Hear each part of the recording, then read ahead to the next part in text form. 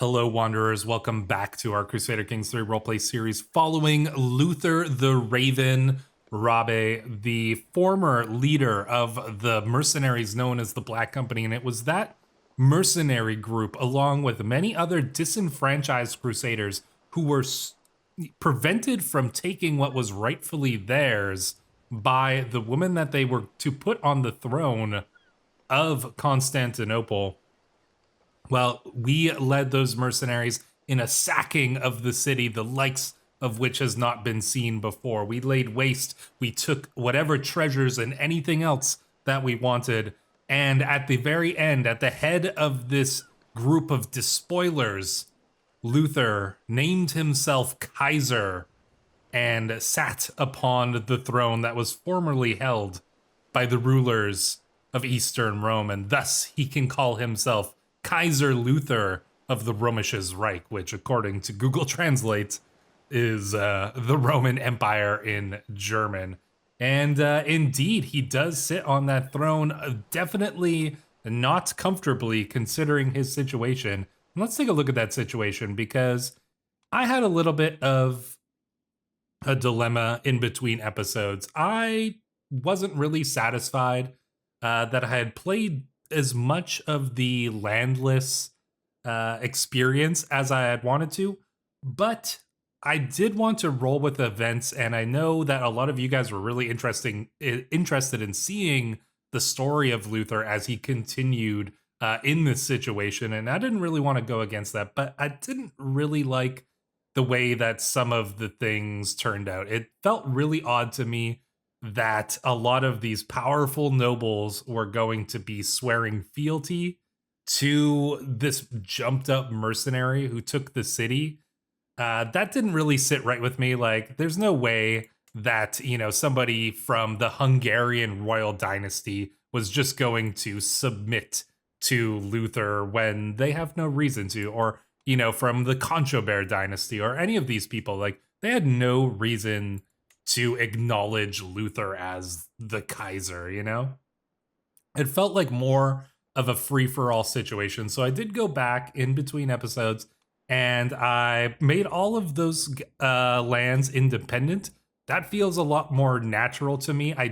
Like I said, I don't see them willingly, submitting to Luther, this mercenary, just because he holds Constantinople itself.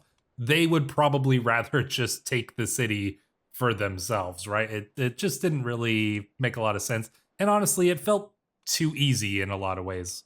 So I have reduced us to just the city itself. And this to me makes a lot more sense. We had this big group of mercenaries and all these disenfranchised crusaders who took the city with us.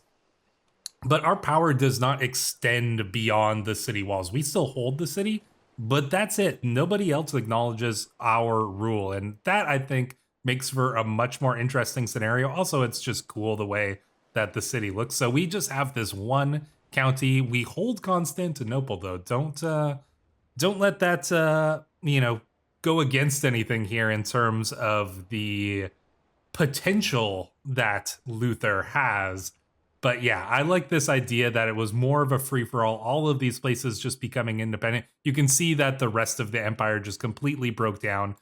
Bulgaria being one of the most powerful, despot Alexios from the Komnenos dynasty. This was the guy who was rebelling against the former emperor and was succeeding in that. So it makes sense that he's kind of the most powerful in the region at the moment. But we've got all these other like Crusader states here, and then Duchess Eustasia. She was the one who screwed all of the Crusaders. She refused to pay us, and that's what led to the sacking of Constantinople. So this is a scenario I thought felt a little more realistic, and I wanted a bit more of a challenge. As you can see, we don't have a ton of troops. I think maybe we're going to end up, with like 3,000 troops. So that's going to make it a little, trickier potentially to go up against some of these like larger ones here. But yeah, I think that this makes more sense. Luther holds the city. He's going to have to work to expand his power base beyond the city. We're not just getting freebies here where we hold all of the coast for some reason or another. So I really like this. I think that this leads to a really cool scenario. There were a few other things that I went and tweaked in. One was putting Andrew in charge of the Black Company. So you can see Andrew here is the leader of the Black Company now. And I really like this. You know, he was going to take it over anyway. So you can see he's got a lot of money. And that's from the sacking of the city. I like this idea that Andrew sees, you know, Luther taking this position. And rather than, you know, being like, oh yes, I'm going to help my father, you know, to become the emperor of Rome, you know, I think Andrew sees this as like his father is biting off way more than he can chew. And Andrew realizes the dangers of this position. And so instead, he's like rallying up the rest of the Black Company to as many men as he can in order to forge his own path here. And I feel like this makes a lot of sense because he has this disloyal trait. So that's kind of what I went with Andrew, and I like this idea because it gives the possibility that after Luther's death, if I do decide that I'd rather go back to landless, or maybe I'll leave it up to a vote to you guys, then we can play as Andrew and go back to playing as the Black Company, or we could decide to continue on through the rest of Luther's line. So as you can see, Manuel is now the heir to the Römisches Reich. And this makes a lot of sense as well because he speaks Greek. You know, he's probably got a better chance at managing this than anybody else. But keep in mind, he's still a bastard child. Like, you know, there is no legitimacy in Luther's rule. Like, and you can see that here because if you look at our legitimacy, it literally says we are an illegitimate ruler. Massively reduced all of these things, right? Like nobody acknowledges Luther as the rightful ruler and successor of Rome. So I think that this is really fitting here. Andrew will go on his own path. Is he going to go and take the Black Company and take the ancestral Rabe lands back in Germany? I think that would probably be pretty fitting, and it would be kind of a cool story for him. And yeah, you can see that he's got some of our followers. So I've kind of split up the followers here. You can see Henrik still is part of the Black Company there. The Pickle's with him as well. Albertus Claus fits because they are friends. And then there's a few other characters, but those three kind of main ones have decided to stay as part of the Black Company under Andrew here. But we also have another interesting development as well, and I thought this was pretty cool, and that is Captain Robert of the Golden Eagles. Indeed, when Andrew was named the leader of the successor of the Black Company, Robert, he wasn't going to have that. He wasn't going to serve under Andrew, who is obviously his rival here. And so he split off and he took some of those troops as well. And also some of the spoils of Constantinople. And he's formed his own company. And you can see he's got a couple characters as well. Eric the Bear and Magni, son of Loki. Those are the two kind of main ones, I would say. Yeah, both the Norsemen following Robert here in his new mercenary company. And this makes a lot of sense because obviously the two Nords are friends. Or at least they're sticking together, and he's and Magni here is a rival of Andrew, so he wasn't going to serve Andrew either. So we've kind of split things up a little bit, and I think that's pretty interesting. The Golden Eagles are going to continue on, and I'll be curious to see like what happens with that adventuring company later on. Andrew is going to go off on his own way, and we'll see what kind of things he gets up to. But we're going to continue as Luther here and see what happens with that. So I'm just going to let time go here a little bit, and we'll see. I know there's going to be some events coming up as well. Our lifestyle focus was invalidated. Do we go for intrigue? Could be useful considering our current situation. So I think we're going to do that. I think we're going to need some intrigue if we're going to survive this situation here. So we do also need to fill out our council. So we do have some characters still in our court. You know, Skirts is still with us. Otto, of course, Otto is gonna stay. You know, he's not fit for that adventuring mercenary life because of his blindness from getting the measles. So he's going to be an interesting character still with us. Amazai, of course, is going to continue along with us. Joffre, even though Joffre is friends with Andrew, he's also friends with us. And, you know, he wants to live up that high life here in Constantinople, of course. Then who else do we got? Obviously, our daughters here. Herculeus, that's a tricky name to pronounce sometimes. Herculeus is with us as well, still serving as our bodyguard. I mean, he is, you know, he descends from Romans, you know, or so he would claim. And so, yeah, it makes sense that he would stick with us as well. Then we've got some of the rest of our kids here. We've got our new patriarch. Adrian Snowblood is still with us. He actually aged up and he got amazing traits as well. Famous champion and brilliant strategist. So lucked out on that. He's going to be a good character. And finally, we've also got John Grant as well. So John Grant stuck with us. You know, he wasn't really... he was charged with watching over Adrian. And so I think it makes sense that he would settle down for now, though he might go and join up with Andrew perhaps later on, depending on how things go. So we got to fill out our court. Obviously, Joffre is going to be our new chancellor. Our steward, I guess we'll maybe get Herculeus, because we don't have anybody better, that's for sure. For our marshal, John Grant. Nice. All right, that's pretty cool. And then our spy master, of course, is going to be Otto. It's not going to be Skirts, because Skirts probably wants us dead because we murdered her lover. So that's going to be our court. We do have a couple council positions. Caravan master, sure, I'll put Amazai. He can do that as well as being our personal physician. Wet nurse, Agatha the Insane, sure. Court chronicler, Joffre, yeah, we could get him to do that as well. Court musician, princess, you know, our daughter, nah, she's probably going to get married off right away. Yeah, I'm not going to worry about too many of these other ones there for now anyways.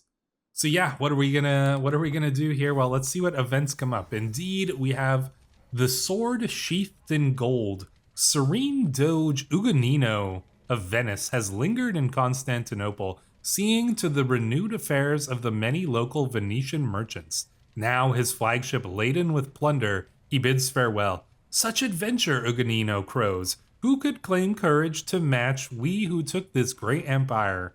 But keeping her, can one sword-arm's strength suffice? Should we Latins not, bound by our fervor, ally these new Greek realms of ours?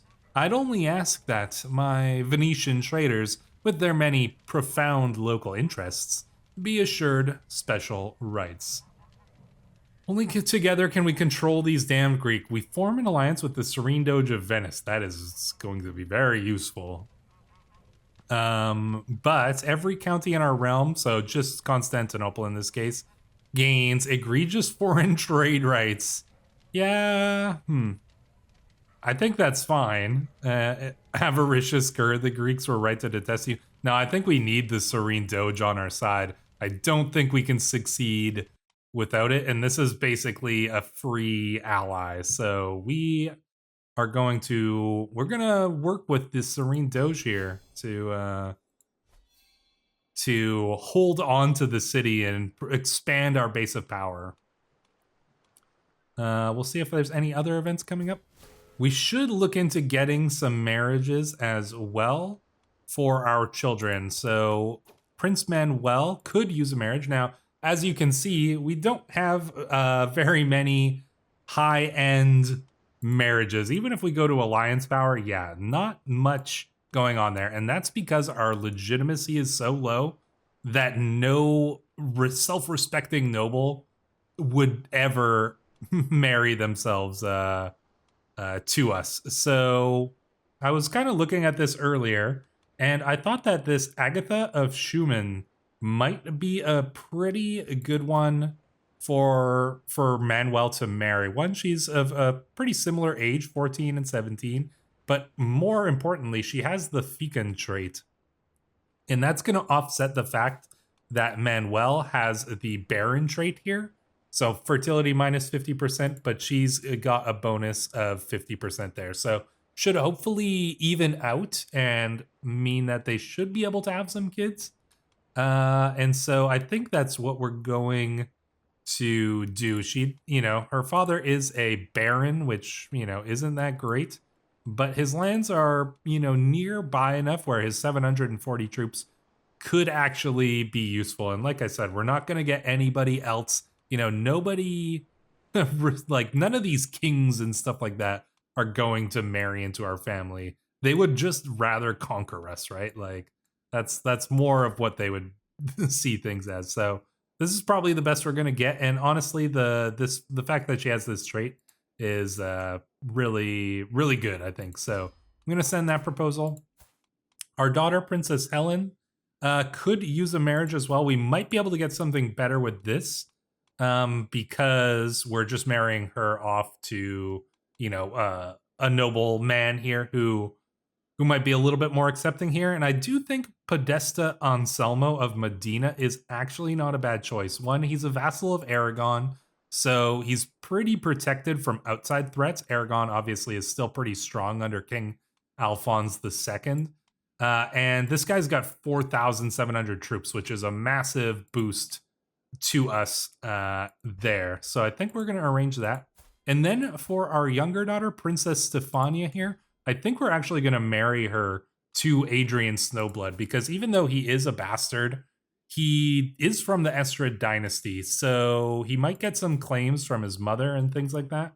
So yeah, I think we'll arrange for that marriage as well. We're not going to bother making it a matrilineal or anything.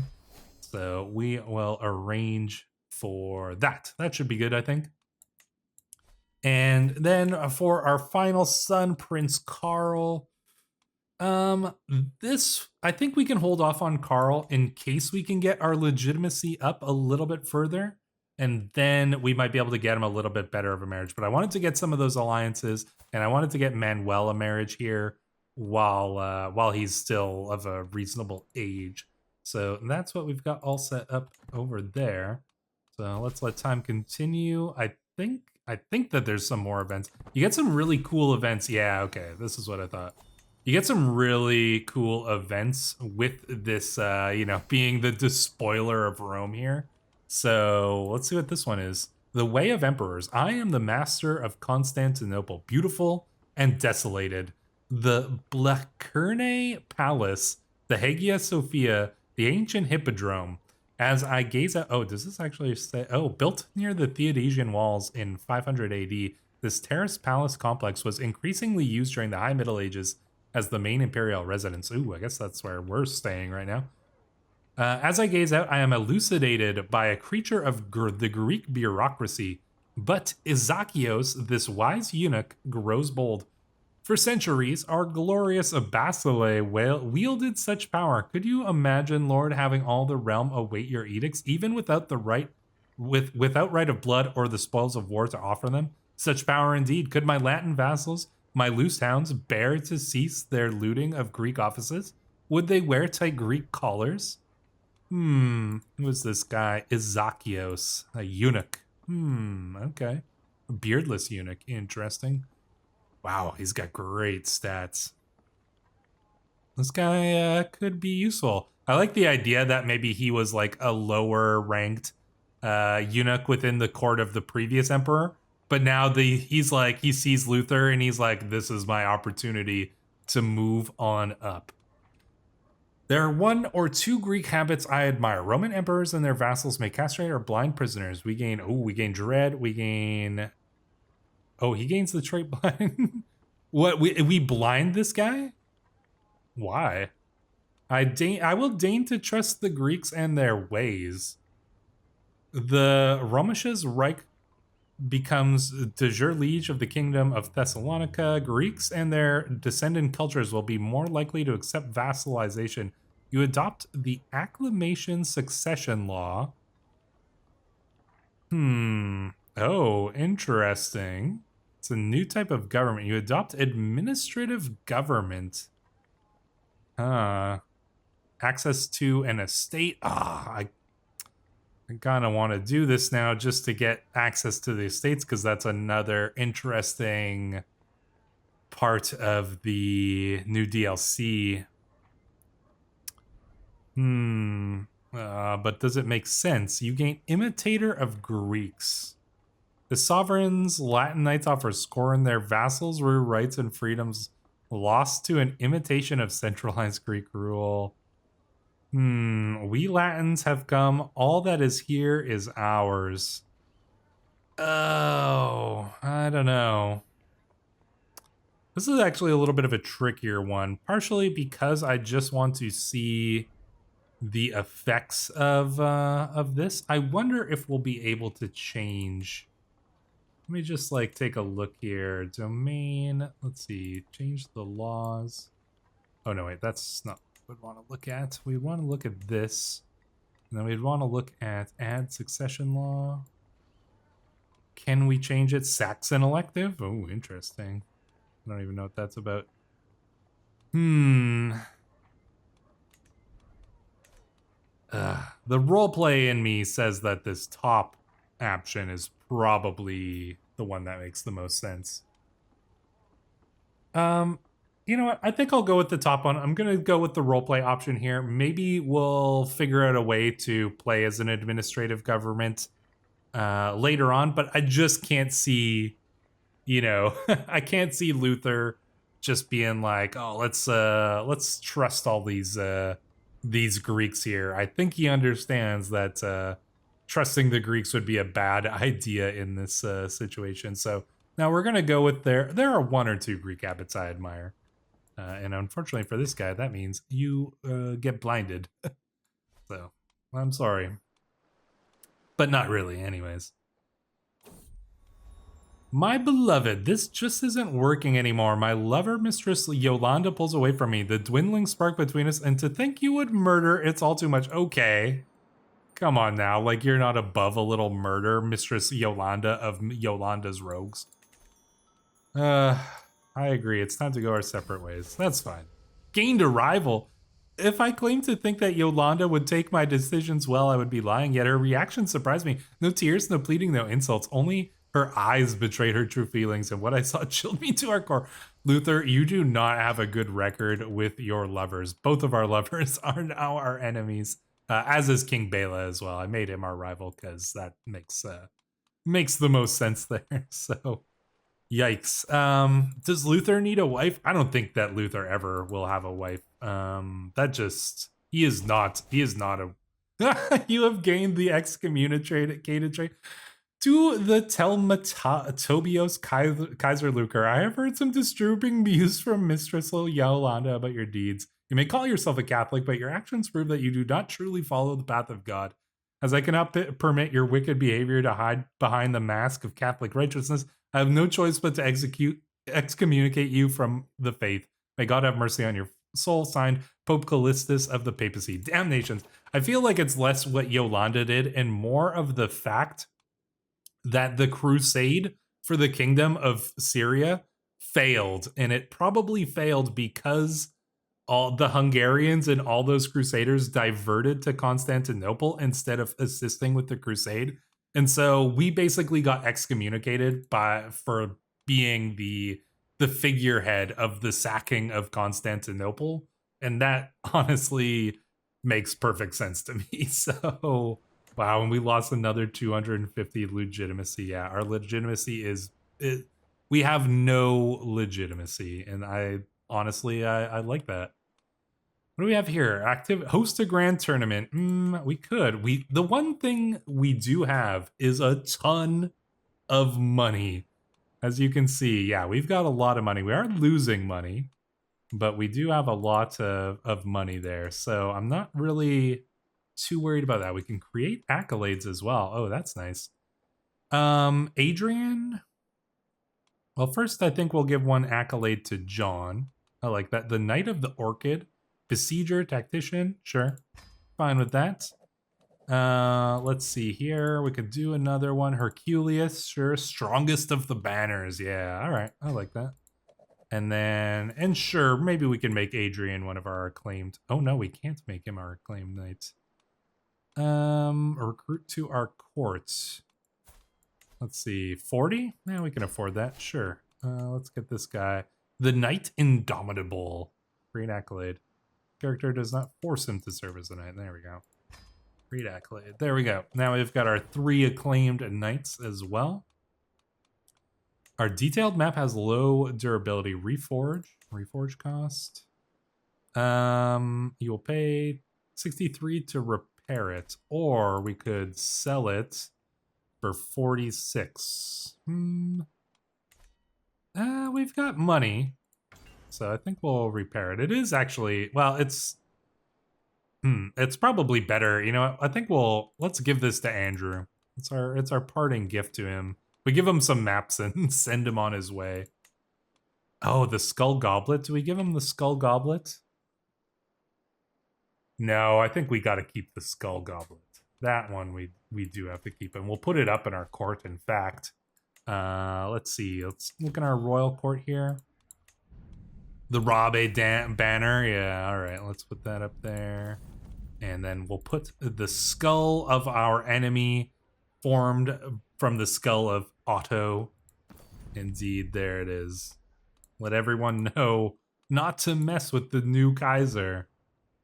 All right, I wonder if there are any other events. I'm not sure, but we do have a little event in our court here. A healthy rivalry between meddlesome fighters is to be expected, but there's a growing discord between Adrian and Herculeus souring the mood at court. Adrian is widely regarded to be the more skilled, but Herculeus is clearly taking issues with the assertion. In the middle of an audience, the latter bursts into the throne room and, clutching his sword hilt, cries, "Adrian, only one of us can claim to be the Kaiser's most skilled knight. Meet me outside and I will settle the question." Adrian replies viciously, "I could cut you to pieces where you stand if not for the presence of my lord, you unrelenting fiend. Apologize and I may spare your life. I better act quickly." Let's see. Take their swords, give them training. Prove it on the battlefield, not at court. You gain fostering competitiveness. Okay. I actually don't mind that. Yeah, all right. Prove it at the battlefield. We're gonna need you. We're gonna need you both here. So, all right. Let's hold court. Let's see what it's like holding court as the Kaiser. All right. Let's see who comes first. My Marshal John takes a turn bending my ear before the assembled court. Glorious liege, give me the honor of representing your royal majesty in affairs of honor. I will not let you down. You have the job. Ooh, he will be appointed our personal champion. Ooh, we could name him as the Master of Horse. Sure, he's actually much more capable of that. But this is a cheaper job, so yeah, I think he could be our personal champion. That's fine. Good old John Grant. I like this guy. A middle-aged man steps before me with a quiet dignity before bowing deeply. Greetings, your majesty. I am Gerasimos, your loyal servant. Are you my loyal servant? Gerasimos. I'm an experienced fighter, having served the local lords and garrisons of Byzantium, my homeland. It would be an honor to put my talents to a greater cause in the service of my Kaiser and all of the Römisches Reich. There are no vacancies at this time. Well, sorry. Oh, munificent Kaiser Luther, I am Barbara. I've traveled far to ask for your aid in righting a great injustice. The woman in front of me bows deeply before continuing with her well-rehearsed plea. My cousin Duke Nikephoros currently sits on the throne of Paphlagonia, but I am the rightful and true ruler of those lands. If you aid me in pressing my claim, I shall swear fealty to you and serve you loyal to the end of the day. I will press your claim within the year. Okay. You know what? This could be useful. This could be useful. I actually think that we'll press the claim within the year. I think we're going to do this because we do need to expand here, and this gives us a nice little opportunity against a foe that is not super strong. Paphlagonia here is, yeah, they're not massively strong. I think we could probably take them. That is what she wants us to do, right? Well, we do have that Seize Imperial Duchy thing as well. Who was that girl that we... What is her claims on? Achea Paphlagonia? Yeah. Can we not press her claims on that? Declare war. It's only allowing us to seize the Imperial Duchy, which is maybe we have to wait. Maybe that's maybe just within the year it's gonna prompt us. I don't actually know how that one works. We can appoint a worthy successor to the Knight Indomitable. Okay.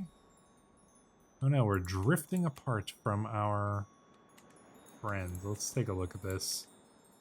Times and people change. Sometimes those who are the closest to us seem to become strangers. Kaiser Luther, my friend Geoffrey, smiles sadly. For you to murder? Okay, come on, guys. You know I'm a murderer. We've all murdered together. He'll give our relationship another chance. Yeah, come on now. There's no... Murdering is not a big deal. I love this despoiler of Byzantium trait. That's a pretty cool one. It just makes the Greeks hate us, but we are much more fearful. So that is, or people are much more fearful of us. I think that we can probably start with our expansion here. So maybe, do we declare war, seize Imperial Duchy? Oh, we can't because of our, yeah, so we have such low, piety that we can't even use this one. So we might actually need to just forge claims then. So I think maybe I'd like to hold the straight here. And so I think that's what we're going to aim for. To take Optimatoi first, to take Bithynia here. And that'll probably be our first little bit of expansion. You know, he's not too powerful. He is a republic, so that probably means he won't get any strong alliances. So that'll probably be a pretty good first route of expansion as well. Not to mention it gives us a very powerful position there. What's Andrew up to? Is he's still hanging around here? All right. I wonder if he's... Oh, what is he? Oh, he's defending against the Strategos of... Oh, yeah, so the Black Company is getting in some fights. Yeah, oh, the Petty King. Oh, man, there's some stuff going on. Thessaloniki here. They're going in a fight. Nice.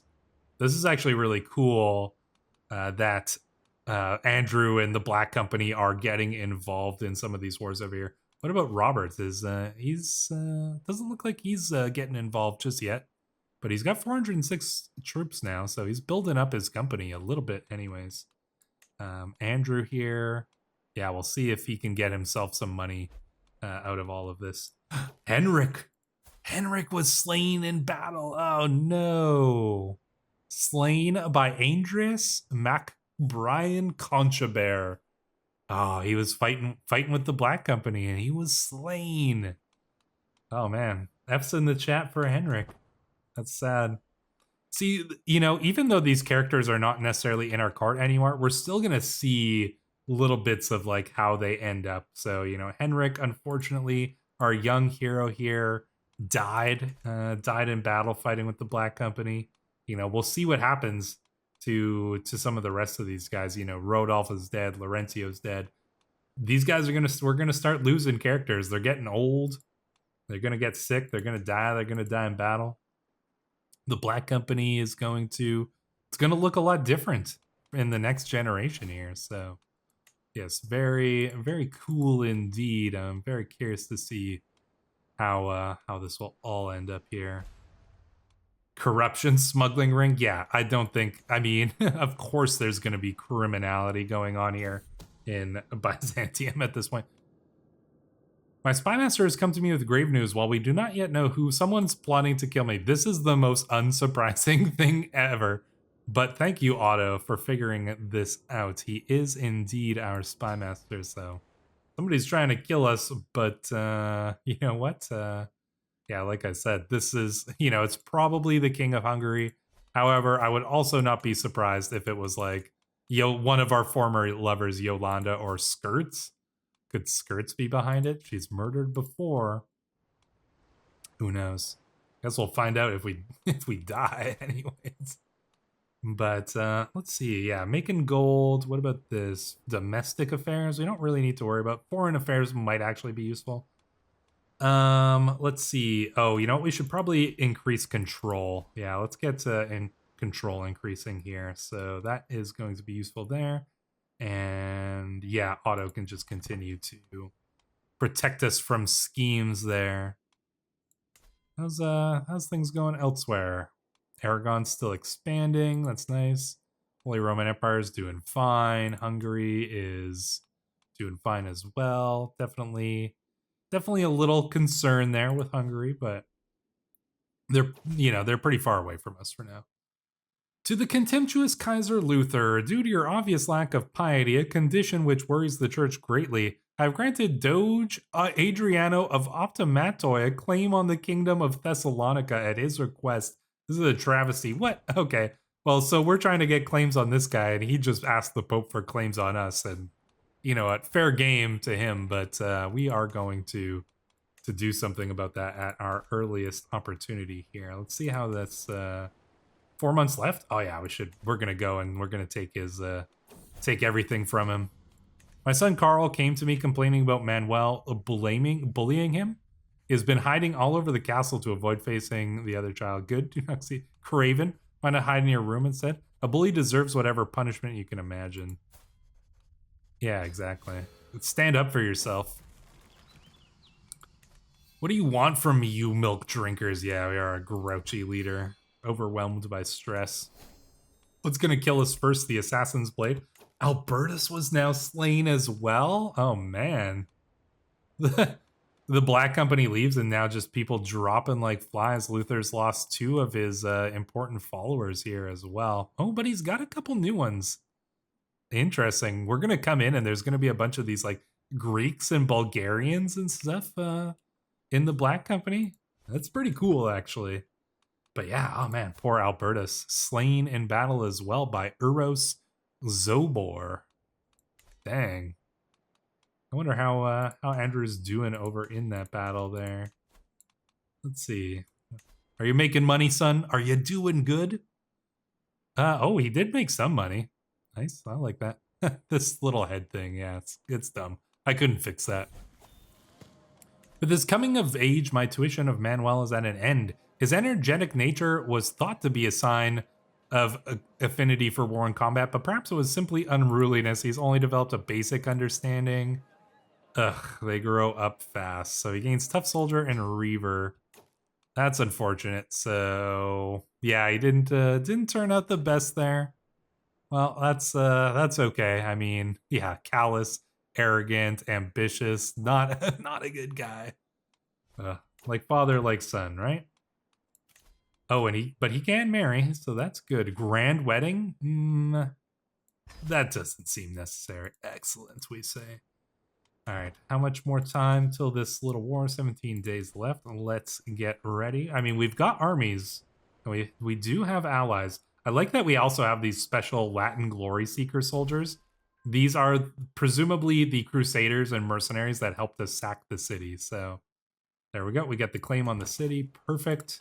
And yeah, let's go and do it. Let's raise up our... Oh, no, wait. Disband our armies.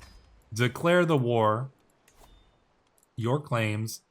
Declaring war will break the truce. Oh, we've got a truce with him? Right, because they all split off from us. How long's the truce gonna go for? 8 years? Ah, okay, that's unfortunate. Do we just break the truce? What happens when we break the truce? We lose a level of fame, we lose legitimacy, that doesn't matter. We gain broke truce for 3 years. You know what, Luther? I don't think Luther's somebody who stands by truth. We are illustrious. We will go down a level of fame, but I don't see that as a big deal, actually. I'm just gonna do it. You know what? Let's be a truce breaker. Who cares? It's Luther. Luther has no honor. You guys know that. Let's go and crush his army there. Leading our troops ourselves. There we go. Do battle. Let's get in here. Nice. Crushing their army. They stand no chance. Absolutely annihilated them. Oh, and look at that. We captured him in the first battle. Oh boy. Welp. I mean, I'm fine with that. Enforce our demands on Doge Adriano. Or do we ransom you? Nah, it's not enough money. Let's just end it. One quick battle and he surrenders. And there, look at that. We've expanded just a little bit here, and that's the start of it all. Will Luther be able to conquer anymore? Will he survive long enough to actually make something of this empire, or will it end in ignoble defeat? It's a question for next episode. So until then, Wanderers, leave your comments down below. I'm sure there's going to be lots. But I will read them, and I will see you in the next one.